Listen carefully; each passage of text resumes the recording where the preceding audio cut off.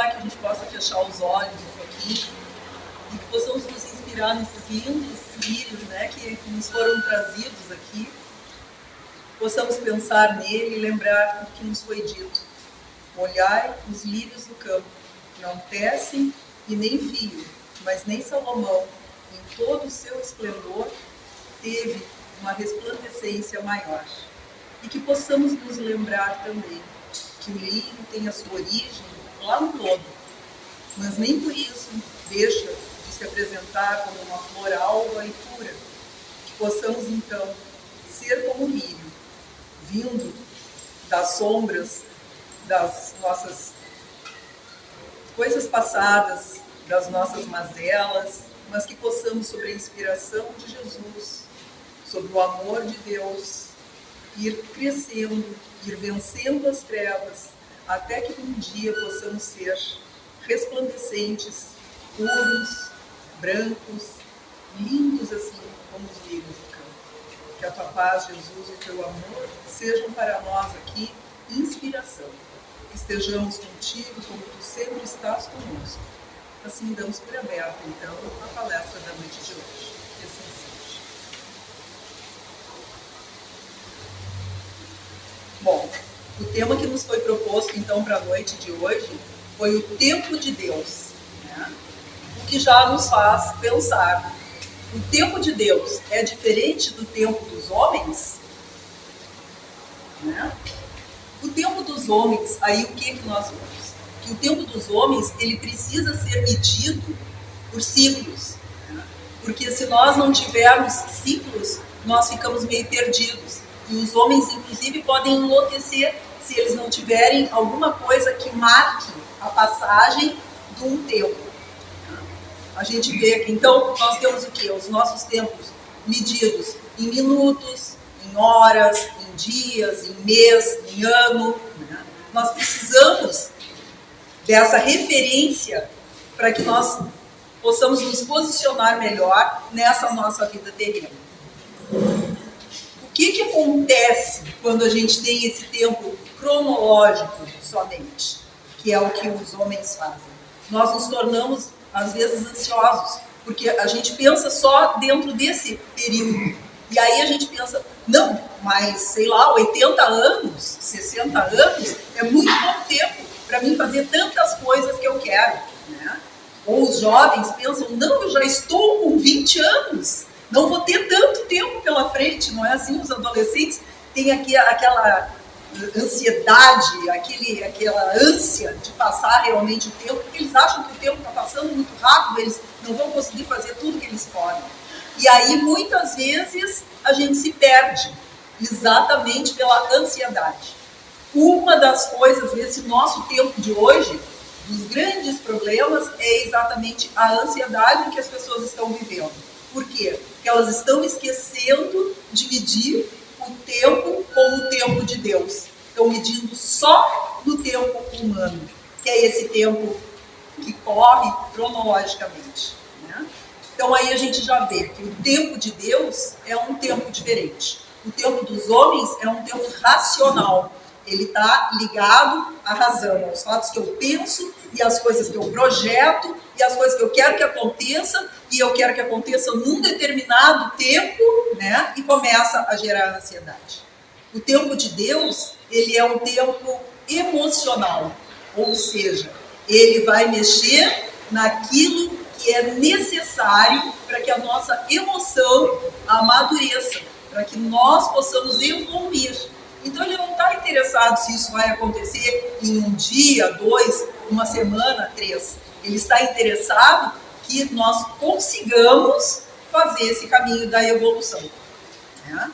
Então, o tempo de Deus é um tempo de sentimentos, um tempo de emoção, um tempo de preparação.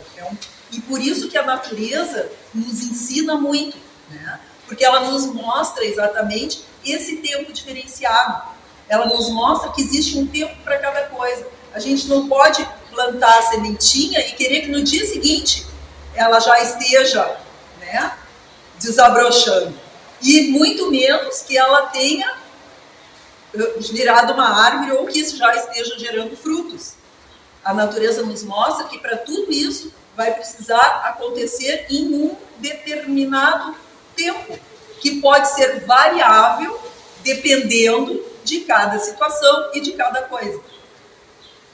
Quando eu estava lendo, eu achei até engraçado, né? Porque ele diz assim, o tempo que leva para que cresça uma abóbora, 3 meses, é muito diferente do tempo que leva para que se crie um carvalho forte, né? Que abra a sua copa e que abrigue todos embaixo dele.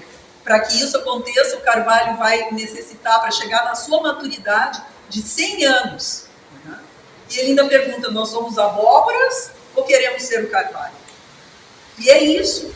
No começo, a gente começa como abóbora, porque a gente precisa passar por várias experiências para ir adquirindo essa maturidade que a gente vai precisar para depois se transformar no carvalho. Né? E aí é isso que as nossas reencarnações nos permitem. Numa a gente vai vir como abóbora, na outra a gente vai vir como uma espiguinha de milho, na outra vai vir como, sei lá, um arbustozinho, até que a gente esteja preparado e amadurecido para saber esperar o tempo que nós vamos necessitar para chegar no carvalho forte, né? E que não se abate, não se derruba. Muito embora o carvalho estava olhando o vento e estava pensando, ele não se dobra muito, né? E às vezes, quando vem uma ventania, ele quebra. Nós também temos que ter a sapiência de saber que em alguns momentos a gente vai ter que dar uma vergadinha, né? A gente vai ter que aceitar que o vento está muito forte e fazer até como um bambu, né? Que sabe fazer aquele movimento de ir e vir. Por quê? Para não quebrar. Isso também é amadurecimento. Então a gente vê que o tempo de Deus é totalmente diferente do nosso tempo humano. Os gregos, eles tinham 2 palavras que significavam tempo. Era cronos. Tá? Cronos era o quê? Era o tempo cronológico ou sequencial, que eles consideravam, né? Ele era finito, ele era quantitativo, ele podia ser medido, então acabava. Né? E a outra palavra que os gregos tinham para tempo era kairos, que queria dizer momento indeterminado no tempo em que algo especial acontece.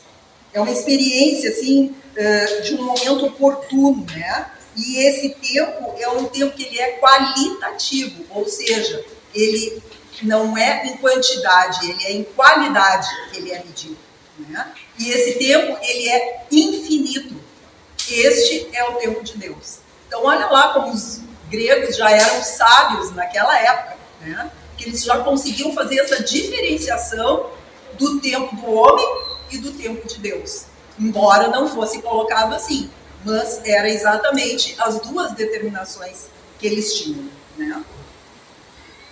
E como a gente sabe que Deus é um Pai perfeito, nós que somos imperfeitos ainda, com os nossos filhos, a gente não ensina, a gente não dá um tempo para eles, quando eles são pequenininhos, a gente tem mais paciência, a gente vai ensinando, até que eles aprendam as regras necessárias para a convivência, né, com outras pessoas, com outras crianças, e a gente vai ensinando o vocabulário, vai ensinando depois as letrinhas, os números, para que eles possam ir evoluindo. Mas a gente também vai dando para eles regras, que são regras de conduta, vamos dizer assim. A mesma coisa acontece conosco, né? Nós somos filhos de Deus e a gente vai tendo essas oportunidades. Nas nossas primeiras experiências, a gente é como a criança, parece que é um livro aberto, a gente precisa ir aprendendo tudo, né? Depois aí nós vamos começando a fazer as nossas escolhas. Eu tenho 2 netinhos que estão aí pela casa dos 2 anos. E assim, a minha netinha principalmente era um doce, ela sempre foi muito educadinha, sempre obedeceu tudo que a mãe dela falava e não sei o quê. O outro é um pouquinho mais velho. E a minha filha dizia, mas ele é um pouco mais mal educado. E eu dizia para ela, não, minha filha, ele só é um pouco mais velho. Espera, quando chegar perto dos 2 anos, tu vai ver que essa coisa tão maravilhosa vai começar a ficar um pouco diferente. Por quê? Porque ela vai começar a se dar conta de que ela é separada de ti, né? E é mais ou menos o que acontece com a gente. No começo a gente vai vindo assim, aí de repente a gente se dá conta, não, mas para aí, eu tenho as minhas vontades, aí a gente traz o nosso ego para fora, né? E aí começa às vezes a fazer escolhas que não são as melhores para nós. Começa a desobedecer esse nosso pai, né? Dentro dos ensinamentos que ele nos traz, são ensinamentos de amor, né? Que são ensinamentos de fraternidade, que são ensinamentos de uma moral onde todos vão ser amigos, onde todos vão se auxiliar uns aos outros, né? Mas a gente começa normalmente a fazer escolhas diferentes. Não. E depois vai amadurecendo e vai entrando na adolescência e começa a se revoltar contra esse pai, né? Não, eu quero fazer as minhas escolhas, quero... E aí faz, até como o André leu aqui, começa a fazer aquelas escolhas que nos trazem prejuízos. E que às vezes, aí não é que Deus vai exigir que a gente faça assim ou faça assado, mas é que nós vai chegar um momento que vamos começar a despertar uma coisinha chamada consciência, que está lá dentro de nós. E é essa consciência que vai começar a nos mostrar, olha aqui, ó. Porque as leis de Deus imutáveis, elas estão lá dentro de nós sempre. Né? E aí essa consciência vai começar a dizer, olha aqui, ó, tu não está junto com essas leis, tu está te afastando, tá como um filho pródigo, caminhando para o lado errado, né? Tu vai ter uma oportunidade, volta, mas às vezes a gente se revolta, continua naquele caminho, e Deus permite. Permite por quê? Porque como o André leu ali, o mal, ele vai nos trazer um bem, querendo ou não. Por quê? Porque vai chegar uma hora que a gente vai se cansar daquilo. E vai começar a enxergar que aquilo não está fazendo mal só para o outro, está fazendo mal é para nós mesmos. Porque o mal que a gente faz para o outro, a primeira vítima somos nós mesmos. Porque ele vai voltar. É lei de ação e reação. Né? Então, assim, a gente vai saturar desse mal e aí, através disso, nós vamos conseguir iniciar um novo caminho. Esse é o tempo de Deus. Ele nos dá essa oportunidade, ele nos dá esse tempo para que a gente amadureça. Porque não adianta, ninguém aprende nada porque o outro está falando. Nós precisamos aprender pelas nossas experiências. Né? Alguns são mais espertos, vão passar pela experiência, mas elas vão olhar ali, poxa, não deu muito certo para ele, então eu vou tentar de um outro jeito. Tem outros que não, são cabeçudos, né? Vão tentar daquela forma e vão bater a cabeça na parede até compreender que quem está se machucando é ele próprio. Né? O tempo de Deus, ele é um tempo de amor. Ele nunca vai ser um tempo de violência. Deus não ensina pela violência. Ele ensina pelo tempo e pelo amor. É por isso que ele nos dá essa oportunidade de várias experiências. Né? Não nos limita, vamos dizer, em uma vida, porque ele sabe que em uma vida a gente jamais conseguiria aprender tudo que a gente tem que aprender e poder evoluir tudo que a gente tem que evoluir em termos de amor. Ele sabe que nós vamos precisar de um tempo de amadurecimento e ele nos dá, então, esse tempo através das reencarnações. Né? E, assim, às vezes a gente fica pensando, puxa vida, mas para que tanto sofrimento, né? Para que tantas dores? Não é castigo de Deus. Isso tudo são respostas aos nossos próprios atos. Nós projetamos isso. Né? E aí, assim, se eu plantei um monte de urtiga, eu só vou conseguir colher urtiga. Não tem outra colheita. Não adianta querer colher milho, não tem urtiga. Mas é de tanto a gente plantar essa urtiga que a gente vai ver que aquilo machuca, que a gente vai fazer o quê? Uma hora a gente vai arrancar toda aquela urtiga e vai escolher uma semente diferente. Às vezes a gente vai escolher uma rosa que já é linda, mas ainda tem o espinho. Para quê? Para que a gente lembre que o espinho fere. E que a gente aprenda, então, a não ferir o outro. Para que a gente também não seja ferido. Até um dia que a gente vai chegar e vai plantar espiga de milho. Que olha só que maravilha. Vai nos alimentar e vai ajudar a alimentar o nosso semelhante. É assim o tempo de Deus. É um tempo de luz, é um tempo de semeadura e é um tempo de colheita farta. Mas essa colheita farta vai precisar que a gente prepare, que a gente trabalhe essa terra. Né? Porque Deus nos dá tudo que a gente precisa. E eu não sei se eu já contei essa historinha aqui, mas é um conto, acho que é chinês, que fala que um sábio vai caminhando numa estrada e aí de repente ele vê uma fazenda linda, linda, linda, maravilhosa, né? Com frutas, com flores, com tudo de melhor que podia ter ali dentro daquela fazenda. E o fazendeiro estava ali e ele para e diz: que maravilha essa fazenda que Deus lhe deu, né? E ele, o fazendeiro responde: agradeço todos os dias por essa bênção de Deus, mas o senhor precisava ver como estava essa fazenda quando ele me entregou, né? E é isso que a gente tem que lembrar. Deus não vai fazer, nem Jesus e nem ninguém vai fazer nada por nós se nós não quisermos, né? O que ele faz? Ele nos dá exatamente todas essas oportunidades, ele nos dá a terra fértil. Mas quem vai ter que escolher trabalhar essa terra, arar essa terra, escolher a semente que vai ser plantada e transformar aquela fazenda numa fazenda linda, somos nós. Só nós podemos fazer isso pela nossa fazenda. Agora, ele dá uma fazenda maravilhosa dessa para todos nós, para todos nós. Mesmo quando a gente está olhando e está pensando, puxa vida, mas deu uma fazenda linda com um trator maravilhoso ali para o meu vizinho e eu estou aqui com essa enxada, né? Mas a gente esquece que aquele lá que já está com o trator, ele começou com a enxada.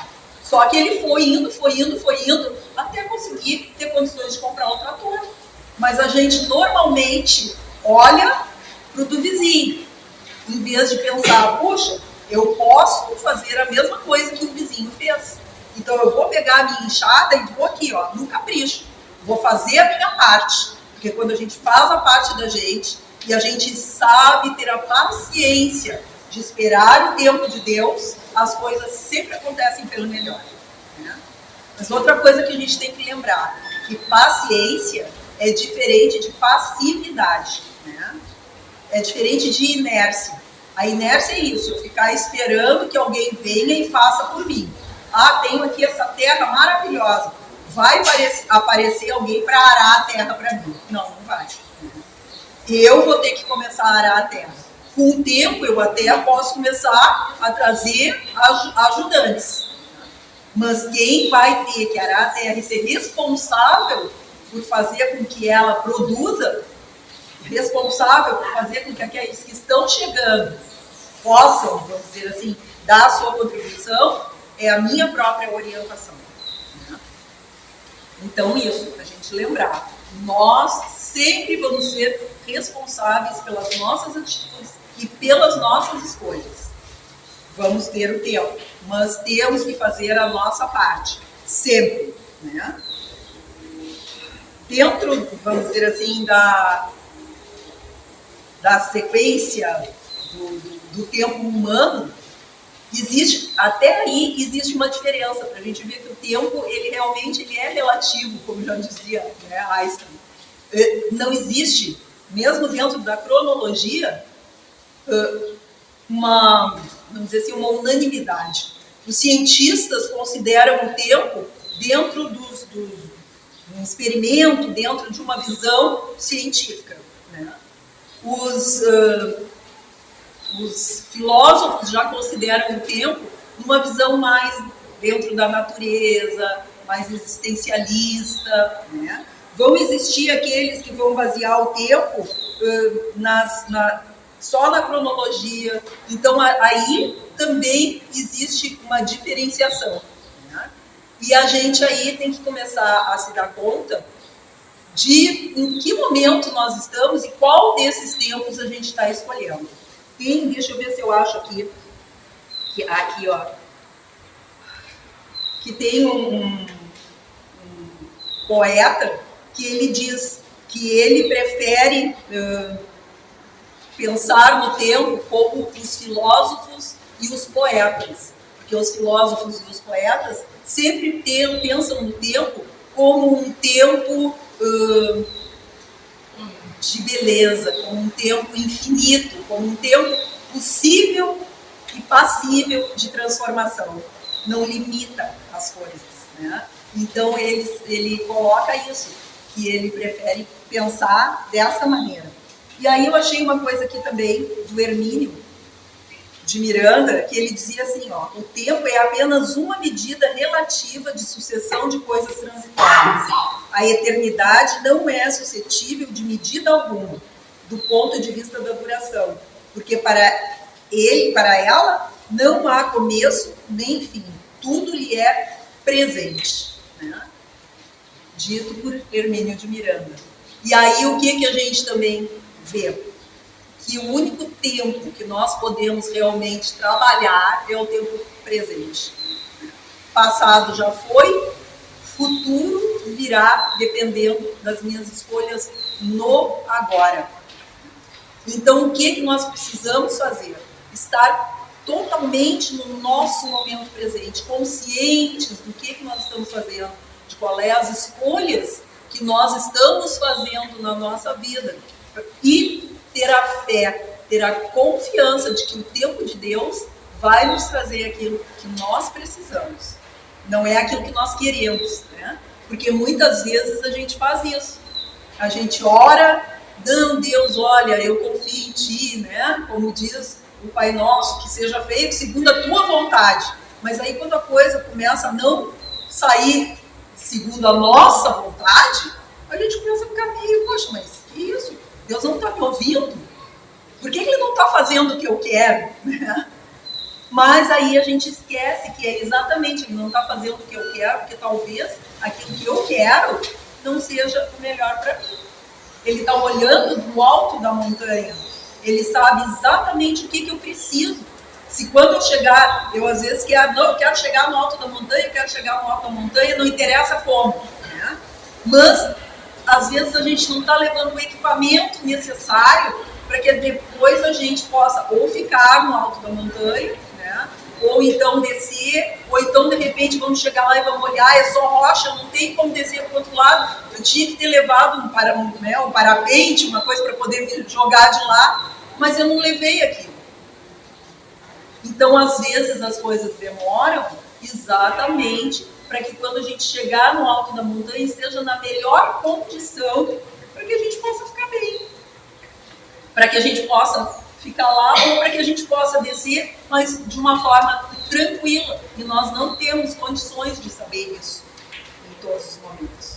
Nós, como pais, né, muitas vezes precisamos dizer para o nosso filho que aí numa festa ou numa coisa assim, não tem idade ainda, tem 12, 13 anos, né?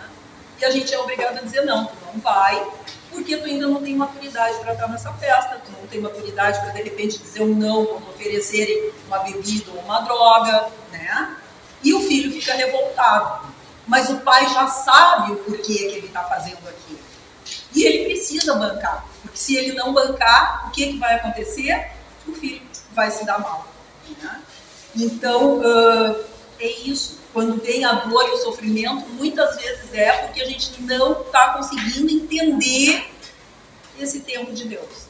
Porque a gente está forçando uma situação que não vai ser boa e favorável para nós mesmos. Eu me lembro que quando comecei assim, a trabalhar, e aí já estava trabalhando um tempo, e aí eu queria montar uma farmácia, e aí trabalhava num laboratório. Aí o meu chefe lá no laboratório disse, pois é, não, vamos ver, quem sabe a gente monta essa farmácia junto. E aí a coisa foi indo, e eu já estava bem entusiasmada, que coisa boa, vai dar certo. Quando estava quase saindo, deu tudo para trás. Eu fiquei numa tristeza, aquilo me deu um desânimo. Puxa vida, mas eu estava fazendo tudo direitinho, eu sou uma pessoa comportadinha, eu procuro fazer tudo certinho, né? Por que não deu certo? E aí me lembro que minha mãe, que é uma pessoa bastante sábia, me disse, minha filha, calma, de repente não era para ser, né? E realmente, meu chefe, ele estava mais ligado, vamos dizer assim, à coisa do financeiro, do dinheiro, ele queria fazer com que aquilo desse muito dinheiro, que não era bem o meu sonho, né? Eu queria colocar naquela situação, sei lá, ajudar os outros. Bom, não deu certo. Uns 3 anos, aí, durante esse tempo, eu fui fazendo alguns cursos, fiz curso de floral, fiz curso de homeopatia, fui me preparando melhor com outras coisas, não mais pensando na farmácia. Aí, quando eu estava fazendo esse curso de homeopatia, uma das minhas colegas um dia chegou para mim e disse assim: tu não quer vir trabalhar comigo? Como assim? Aí ela disse: não, é porque eu tinha uma vontade de montar uma farmácia e coisa assim, e não sei porquê, eu acho que é tu que vai poder ser minha companheira, né? E aí eu olhei para ela e fiquei pensando, mas aí o que eu reconheci naquele momento? Ela tinha os mesmos ideais que eu. O ideal dela, claro, era ganhar, poder viver daquilo ali, né? Mas ela tinha um ideal de também auxiliar as pessoas, de também poder, com aquele trabalho, trazer, vamos dizer assim, uma coisa boa de saúde para as pessoas, né? E aí a gente conseguiu montar a farmácia. E estamos aí há, sei lá, 20 e tantos anos juntas. E gerando coisas boas, que se eu tivesse montado 3 anos antes, não teriam acontecido. Então, assim, a gente às vezes não entende o tempo de Deus, mas ele é sempre perfeito.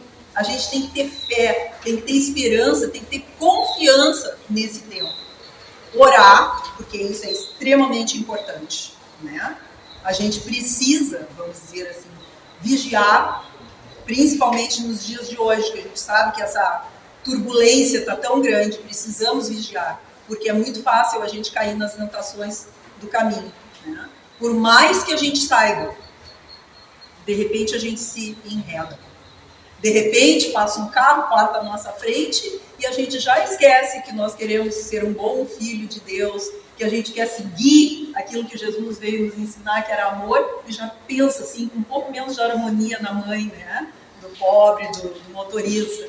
Então, assim, tudo isso são coisas que a gente tem que começar a se dar conta, porque não é um grande, é no nosso dia a dia que a gente vai precisar fazer essas escolhas, né? É no nosso dia a dia que nós vamos ter que começar a fazer essa diferença na nossa vida. E confiar de que essa diferença vai frutificar. Talvez não no tempo que a gente quer, mas no tempo certo e oportuno para que a gente seja mais feliz. Para que aquilo ali possa se transformar, vamos dizer assim, em uma plantação que vai trazer, vamos dizer, alimento para muitas criaturas. Não só para a gente, né? Mas que aquilo vai ser uma coisa que vai se multiplicar, como essa casa aqui, né? Eu chego aqui, eu não sei, meu coração se enche de alegria, eu sinto uma alegria de estar aqui dentro. E eu acho que isso é uma coisa que é em todos nós, né? A gente não vem para cá só porque aqui a gente vai receber um passe, etc. A gente vem com alegria, vem com vontade de estar juntos, né? Eu conheço há tão pouco tempo, mas parece que há tanto tempo eu conheço vocês, porque o meu coração se sente assim, feliz. Por quê? Porque exatamente, eu acho que no tempo certo, no tempo de Deus, ele me trouxe para um lugar que ia me fazer bem. Ia me fazer bem fisicamente, ia me fazer muito bem espiritualmente, né? No entanto, essa casa, que hoje em dia está grande, que pode receber tanta gente, ela começou pequenininha ali na frente. E talvez, eu não sei, não conheço, talvez ainda tenha começado menor ainda, né? Mas trouxe benefício para quantas pessoas, não só aqui dessa ilha, mas para quantas pessoas que vêm de longe. E é assim, o tempo de Deus estava preparando tudo para que a gente hoje pudesse estar aqui. E mesmo assim, os testes vêm, né? Olha ali as marcas, né? Da enchente que veio, tipo assim, vamos ver, vocês vão persistir mesmo? Vocês vão continuar ou isso aí vai derrubar o ânimo de vocês, né? Que bom, estamos todos aqui, a gente não vai desistir, né? A gente vai dar as mãos, porque é assim que as coisas têm que funcionar. É nos dar as mãos que todos nós nos sentimos fortes para crescer. Já diz, a união faz a força. É essa união, é a união do coração, é a união da vontade, é a união que nós trazemos lá de dentro de nós. É essa união que é transformadora. É essa união que é força para que a gente continue. E que a gente lembre sempre, quando a gente estiver com alguma dificuldade, né? Lá na casa do Evangelho, eu tenho amigos, que a gente não precisa estar juntos sempre, mas eu tenho amigos que pensam e desejam que eu seja feliz, que pensam e desejam que eu me sinta forte para enfrentar as minhas dificuldades, né? Que acreditam que o tempo de Deus é perfeito para cada um de nós. Então eu vou aguardar o tempo de Deus. Eu vou esperar, porque vai vir alguma coisa muito melhor do que aquilo que eu estava planejando, porque é assim que acontece. Quando nós acreditamos, quando nós temos a fé, quando nós esperamos e quando nós fazemos a nossa parte, nunca esquecendo disso, precisamos fazer a nossa parte, que é o quê? A boa vontade e o bom ânimo na ação de cada dia. Né? Volto a dizer, não precisa ser grandiosa, é na ação de cada dia. É no ia brigar com fulano, conseguir segurar. Já foi um passo para frente.